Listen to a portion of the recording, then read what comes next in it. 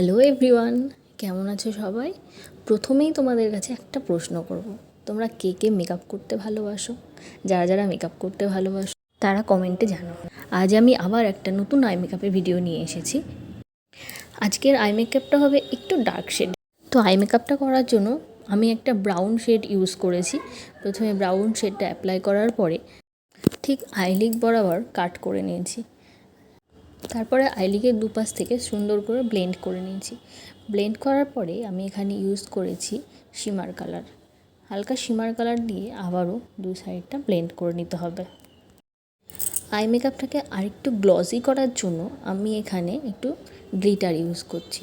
প্রথমে glitter গ্লুটা apply করে নিয়েছি, তারপরে অ্যাপ্লাই করছি একটু গ্লিটার, গোল্ডেন কালারের গ্লিটার অ্যাপ্লাই করেছি যাতে এটা আরও একটু গ্লসি হয়।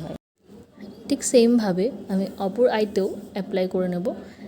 তো তোমাদের কার কার কেমন আই মেকআপ পছন্দ হয় বলো। আমার তো নিউড আই মেকআপ ভালো লাগে বেশ। এই আই মেকআপটা না শাড়ি বা যে কোনো পার্টি ওয়্যার ড্রেসের সঙ্গেও যাবে। আর তাছাড়া সামনেই তো পুজো আসছে, এখন দেখে রাখলে পরে ভালোই হবে। পুজোর সময়ও তোমরা এইরকম নতুনত্ব আই মেকআপ করে বেরোতে পারবে। ভিডিওটা স্কিপ না করে পুরোটা দেখতে থাকো, কে বলতে পারে অসময়ে কাজে লেগেও যেতে পারে। তবে আমি কিন্তু মেকআপ করতে একদম ভালোবাসি না, কিন্তু কাউকে মেকআপ করে দিতে খুব ভালো লাগে।